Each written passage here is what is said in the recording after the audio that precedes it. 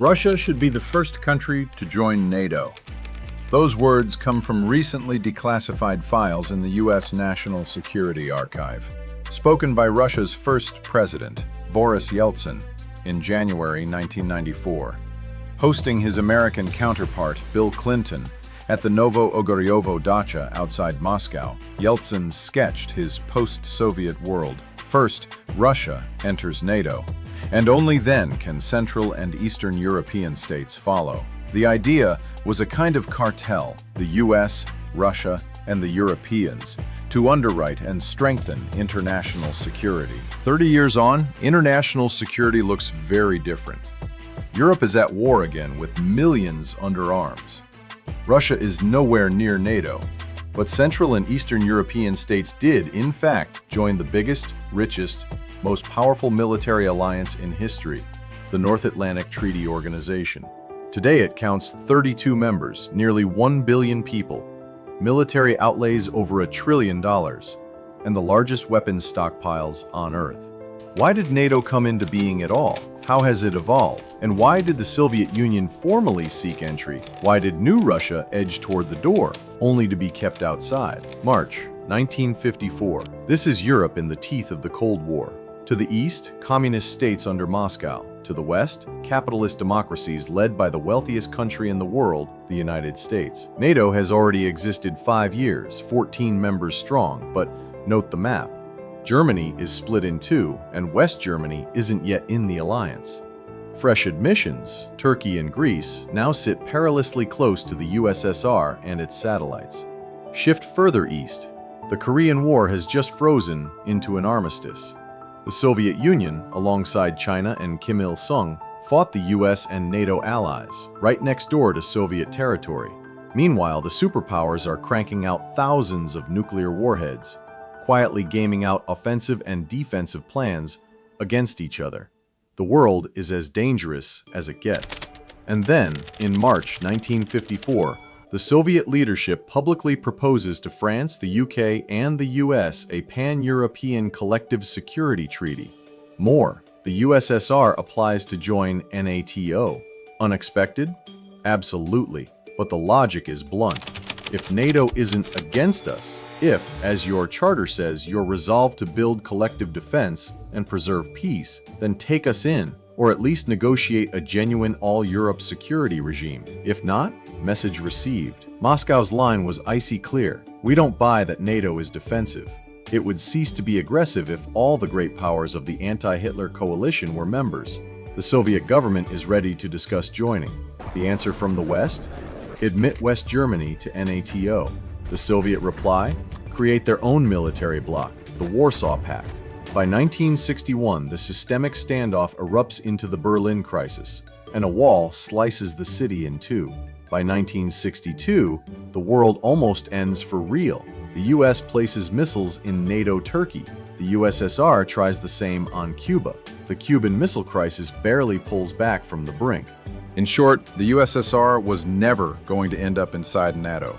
By design, NATO's 1949 birth certificate lists the antagonist outright, the communist threat. Picture Europe just after World War II. The Red Army, at that moment the most powerful land force on Earth, controls almost all of the East. Western politicians' core fear? The Soviets won't stop at Berlin, Vienna, and Prague. They'll roll on to the Atlantic. As Winston Churchill put it, Soviet Russia is a mortal threat to the free world. A new front must be formed immediately, and that front should run as far east as possible. In spring 1945, he orders 2 secret scenarios under the codename Unthinkable. 1. An offensive. Hit the USSR and push the Red Army back to its borders. 2. A defensive plan, in case Stalin decides to ram communism to the English Channel. The British planners bring him bad news. The Allies can field 103 Anglo-American divisions. Sounds like a lot, until you tally the USSR at 264 divisions, 34 of them armored, and more aircraft to boot. Their conclusion? If you start a war with the Russians, be ready for a long, total, and ruinously expensive one. Their superiority on land makes any quick, limited success unlikely. If you can't meet the Soviets head-on, how do you contain them? Carrot and stick. Carrot, the Marshall Plan. $12 billion to rebuild Western Europe, and not incidentally, spent largely on American goods. There's also an unwritten clause. Countries taking aid should move communists out of their cabinets, especially France and Italy, where the Reds pulled hard after the war. Stick? Scare the public stiff about the communist threat and seal the West off from Soviet influence. From Stettin in the Baltic to Trieste in the Adriatic, an iron curtain has descended across the continent. On the far side lie the capitals of Central and Eastern Europe: Warsaw, Berlin, Prague, Vienna, Budapest, Belgrade, Bucharest, Sofia, what Churchill flatly calls the Soviet sphere. Moscow, for its part, isn't giving up territory. The USSR's security is depth by land. The more ground you hold, the more strategic cushion you have against an attacker. Especially now that the US has the atomic bomb and is drafting monstrosities like planned drop shot.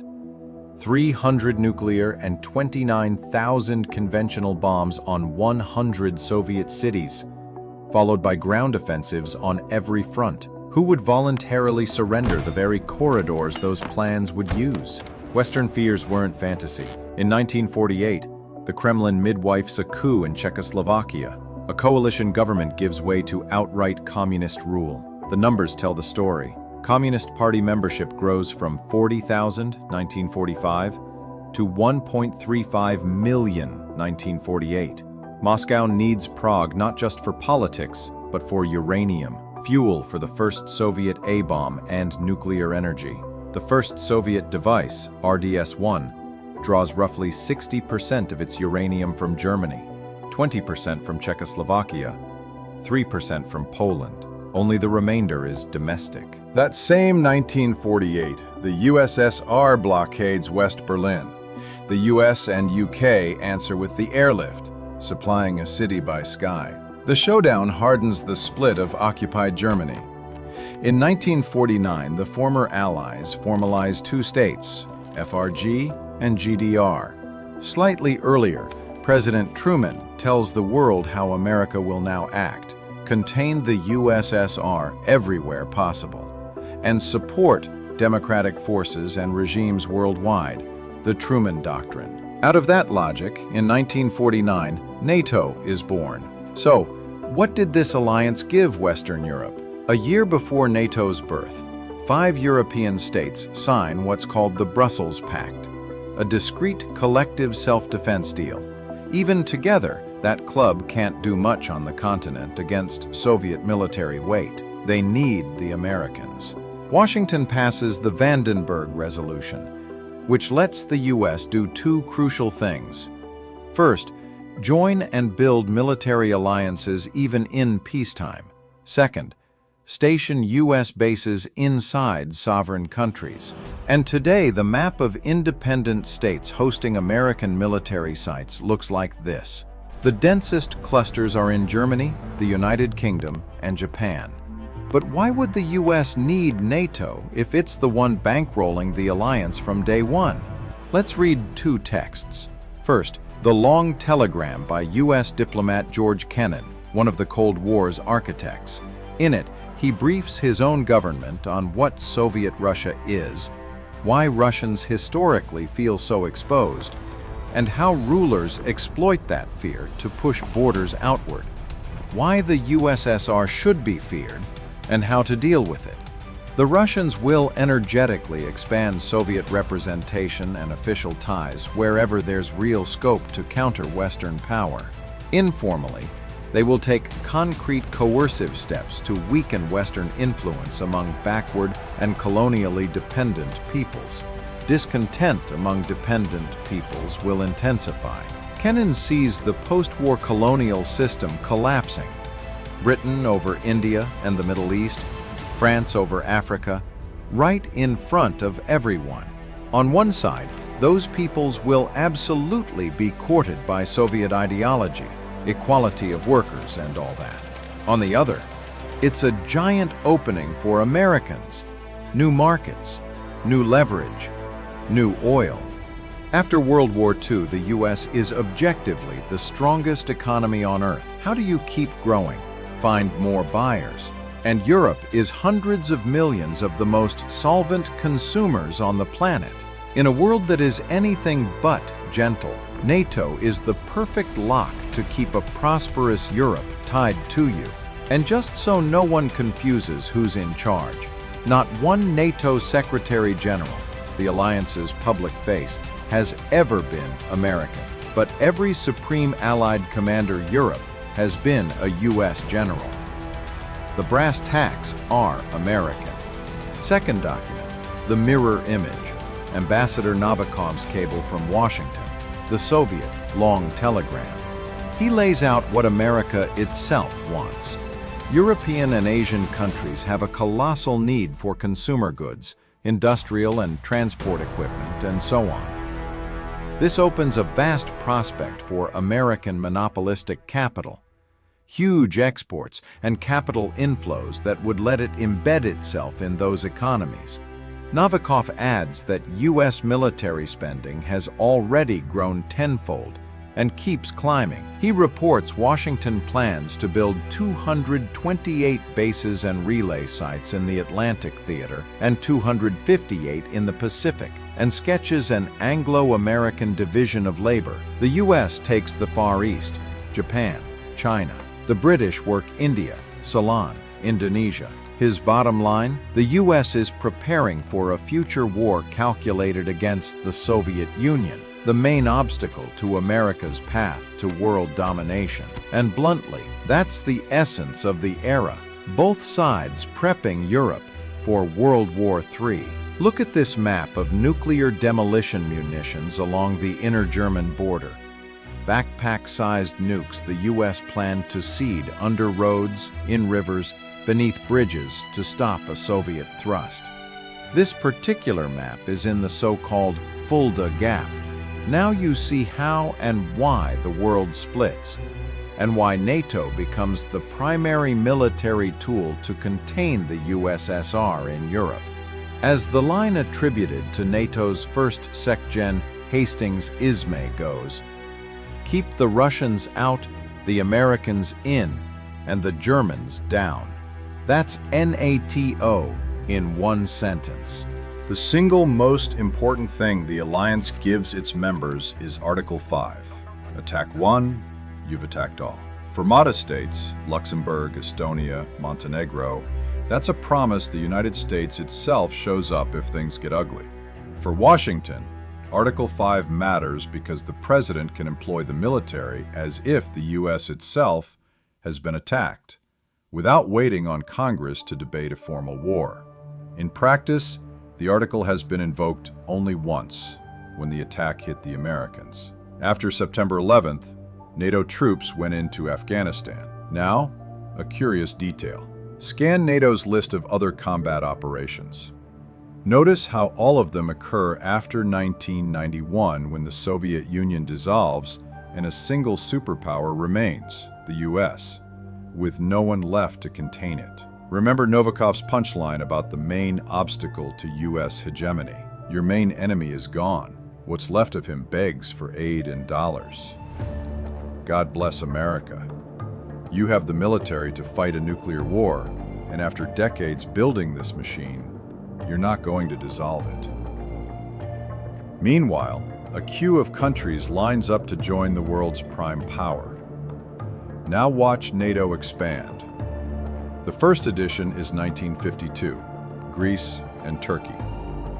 Second wave in 1955, West Germany. Then, almost 30 years pass before Spain gets in, after it becomes a democracy and sheds Franco. Portugal's dictator Salazar? He was in from the start.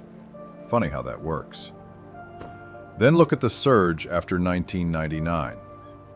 NATO admits as many countries as it had before, taking the tally from 16 to the low 30s.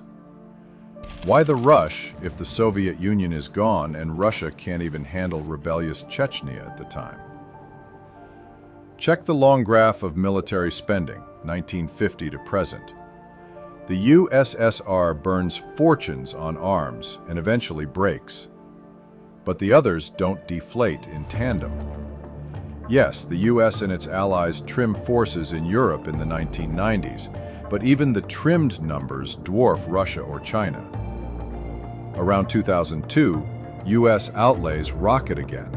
Today they're higher in absolute terms than at the Cold War's peak. NATO doesn't fade for lack of purpose. It gets more necessary, bigger, richer. Which brings the famous line about NATO's "not 1 inch eastward" promise, the one Vladimir Putin cited on February 24, 2022. It wasn't invented from thin air. It's a concrete quote from U.S. Secretary of State James Baker in 1990 at the Kremlin. If we maintain a presence in Germany, which is already part of NATO, NATO's jurisdiction would not shift 1 inch eastward. What were they actually talking about? February 1990. The Berlin Wall is down. The USSR is wobbling through perestroika. Cash is tight, and 380,000 Soviet troops still sit in the GDR. Troops that must be fed, housed, and eventually withdrawn. Gorbachev negotiates with Washington on uniting Germany and potentially pulling both Soviet and American forces. Baker asks, "What would you prefer? A unified Germany outside NATO, free of US forces, or a unified Germany tied to NATO with guarantees that NATO's jurisdiction won't move east?" Two options on the table. Option 1, Germany reunifies, goes free range, and does what it wants. Gorbachev hates that. He fears a rearmed Germany, again becoming a threat to Russia as after World War I. We didn't want a repeat of Versailles, after which the Germans rearmed. But the US had option 2. Germany comes under their umbrella, and Washington guarantees that NATO won't move east. The key question is, what exactly counted as east at that moment? Side note, at the time, original stuff from the States, jeans, sneakers, was gold in the USSR. Look at the map. Here are NATO countries. Here is the Warsaw Pact. Poland, Czechoslovakia, Hungary, Romania, Bulgaria. In February 1990, the pact is still alive as a military bloc. No one knows it will formally end on the 1st of July 1991. So East, in that context, means only the GDR, East Germany. That is the territory NATO. That is the territory NATO promises not to expand into by a single inch. And how would it? With Soviet, and until 1994 Russian, troops still stationed there. Gorbachev himself confirmed as much in a 2014 interview in German. Damals existierte die NATO und der Warschauer Pakt. Die Frage stellte sich damals gar nicht. Es ist ein Mythos, dass sie vom Westen bezüglich der NATO betrogen wurden. Translation? Back then, NATO and the Warsaw Pact both existed. What was there to fix in a treaty? The question didn't even arise. The idea that the West cheated us over NATO is a myth. But other public statements complicated the picture. In February 1990, West German Vice Chancellor Hans-Dietrich Genscher, standing beside U.S. Secretary of State James Baker, said, "Wir sind uns einig, dass nicht die Absicht besteht, das Verteidigungsgebiet nach Osten auszudehnen. Das geht nicht nur in Bezug auf die DDR, sondern ganz generell." In other words, not just about the GDR, in general. What happens next? On the 12th of September 1990 in Moscow, the 2+4 treaty is signed. The two Germanys, FRG and GDR, plus USSR, USA, UK, FRANCE. Lots of fine print. For one, the USSR will withdraw its troops from the GDR by the end of 1994, eventually done under Yeltsin, complete with his, let's call it, boozy exit theater. One clause matters especially. No other foreign forces or nuclear weapons will be stationed, not in all of Germany, but specifically in the eastern part. That provision still holds today. What's not in the treaty? Any promise about not 1 inch eastward. In fact, Article 6 says, the right of unified Germany to participate in alliances is not affected. Translation: the Germans can join any alliance without asking anyone's permission. And Article 7 restores full sovereignty over internal and external affairs. In the end, the only people who could complain were Gorbachev and his team. They never locked any non-expansion pledge into a binding treaty. Yes, get it in writing. Then it gets messier. Not only does the Warsaw Pact collapse, the USSR itself collapses. Each new state scrambles to save its own economy. Yet by 1993, you hear some clear signals. In April, the presidents of Poland, Hungary, and the Czech Republic fly to Washington. Polish leader Lech Walesa says, "After decades of Soviet domination, we all fear Russia. It's the first time in history the Soviet army left peacefully. If Russia returns to aggressive policy, it will target Ukraine and Poland. The US is needed to prevent that." Translation: Moscow's ex-allies are inviting themselves into NATO. Then August 1993. Yeltsin visits Warsaw and stuns everyone. Russia must respect Poland's decision to join NATO. Both countries are sovereign. Many in Russia are shell-shocked. Poles joke they owe NATO membership to Boris Nikolaevich personally. But remember those 1994 documents? Yeltsin pitches Clinton a scheme: take Russia first and only then take the rest. Why didn't that happen? First, look at the hard numbers. Who spends the most in NATO, and thus wields the most clout? Who fields the most troops? Nearly half of NATO's manpower are American soldiers. Look at the global arms suppliers. You quickly see 90% of the alliance's effective muscle is the US and its Pentagon. Turkey has a serious military, its neighborhood demands it. But most others, singly, don't weigh much in either forces or budgets. So why does Washington pay for this? The pretty answer is in NATO's second paragraph. Defend the freedom, common heritage, and civilization of their peoples, based on democracy, individual liberty, and the rule of law. The practice is flexible. Antonio de Oliveira Salazar ran Portugal as a dictatorship for 36 years, and Lisbon was a founding NATO member. So much for purity tests. Back to who pays. Every new member chips in, but 4% of Poland's GDP isn't remotely comparable to 3.5% of America's. Estonia's approximately 2.2% barely registers by comparison. And it's not just troops. 250 Icelanders or 940 Luxembourgers won't swing a front. Members contribute with territory. Iceland, think GIUK gap. The Greenland, Iceland, UK choke point. The US planted SOSUS hydroacoustic arrays there to catch Soviet subs. They're one path into the Atlantic. Every ally has value like that. Czechia, a perfect central node. It ties NATO's north, Germany/Poland, to the south, via Slovakia toward Hungary, Romania, Bulgaria. Ideal ground to move tens of thousands of troops in multiple directions. In Vyshkov, in 2007, NATO opens a CBRN defense center, hardly sinister. Under the Warsaw Pact, Czechoslovakia was a leader in that field, with existing military schools and labs. Why waste expertise? The key eastern anchor for NATO, linked to the Baltic states through the Suwalki Gap, a brittle 100-kilometer neck between Belarus and Russia's Kaliningrad. That strip could either connect the Baltics to the alliance or cut them off. And those Baltic states themselves. Even before Sweden and Finland joined, that trio formed NATO's forward bastion in the Baltic. With Stockholm and Helsinki in, the Baltic Sea is almost an internal NATO lake, a direct threat to Russia's Baltic fleet at Kronstadt and Baltiisk.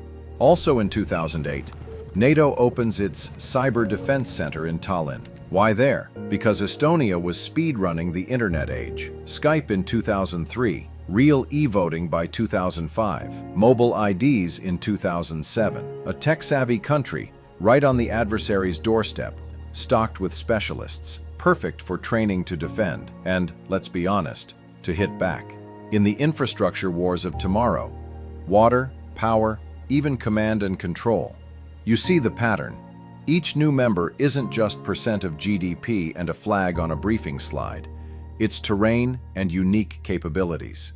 And these countries want it in because alone they're not a match for a great power.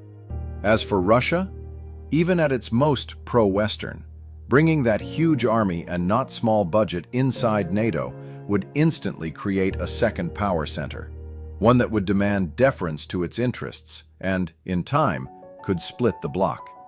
That's the paradox. Back to 1994. That year matters.